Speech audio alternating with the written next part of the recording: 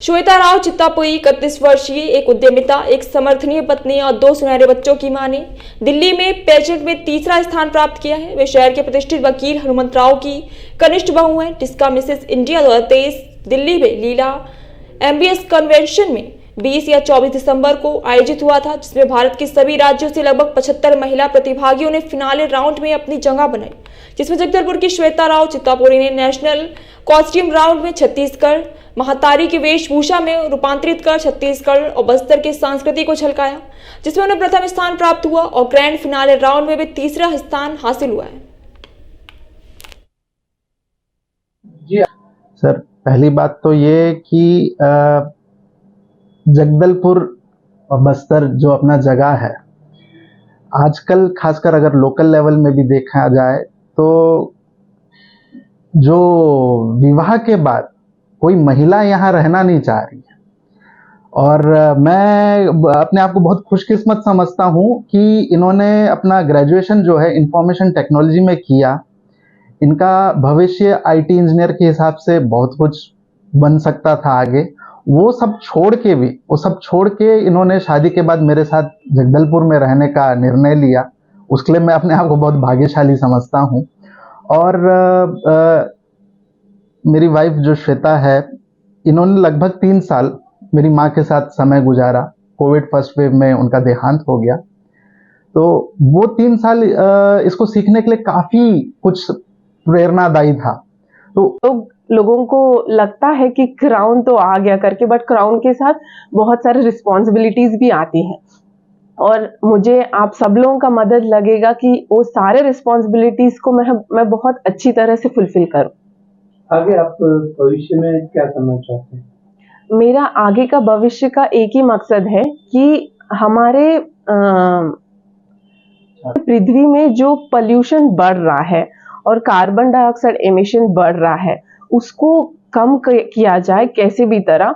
क्योंकि हम जो भी फ्यूचर के लिए सोचते हैं, पहले बार हमारे दिमाग में ये आता है कि हमारे बच्चों का क्या होगा। और आज के दिन हम जो भी काम कर रहे हैं, यही सोच के करते हैं कि हमारे बच्चों के लिए उसका क्या महत्व रहेगा।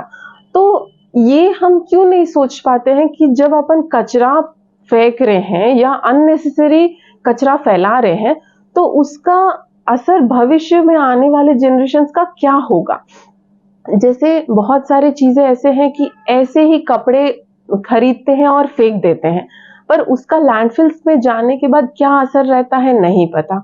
और लोग सोचते हैं अरे एक बार यूज एंड थ्रो कर लेते हैं, बाउल्स हो गए, प्लेट्स हो गए, कहीं जाते हैं बहुत सारी चीजें यूज एंड थ्रो कर देते हैं आजकल के लाइफ में, बट उसका असर पृथ्वी पे बहुत पड़ता है। वो हमको नहीं पता, लगता है एक ही तो प्लास्टिक है, पर वो प्लास्टिक को डिकम्पोज होने में 500 साल से ज्यादा लगते हैं।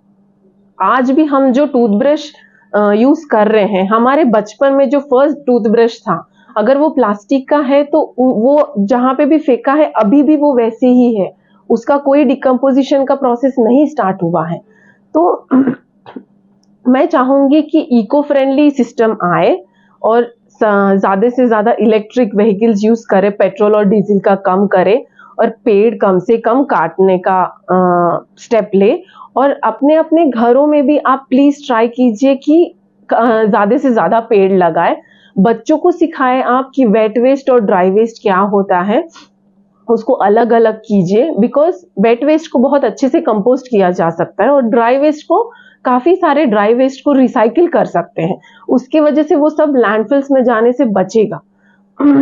पूरा किचन वेस्ट आपको डिकम्पोज हो सकता है 15 से 20 दिन में जब आप कंपोस्ट बनाते हैं। तो कंपोस्ट बनाने से आपके पेड़ों को भी वो जो न्यूट्रिशंस मिलना चाहिए उससे वो मिलेगा, वो मट्टी जब आप यूज करेंगे। और आप खुद भी वो चेंज देखेंगे जब आप खुद पेड़ उगा रहे हैं, बच्चों को सिखा रहे हैं वो चीज। और आप जब वो पेड़ों में आप ये भी ट्राई कर सकते हैं कि जो सब्जी के पेड़ होते हैं वो भी उगाए, तो आप खुद वो फल भी खा सकते हैं और आप खुद वो सब्जी भी खा सकते हैं और बच्चों को खिला सकते हैं। मैं हमेशा यही ट्राई करती हूँ कि जो भी मैं उगा सकती हूँ वो घर पे उगाऊं और वही चीज मैं अपने खाने में इंक्लूड करूं। और मैं ये भी बोलना चाहूंगी कि प्लीज हमारे बस्तर में, हमारे छत्तीसगढ़ में इतना अच्छा रेनफॉल का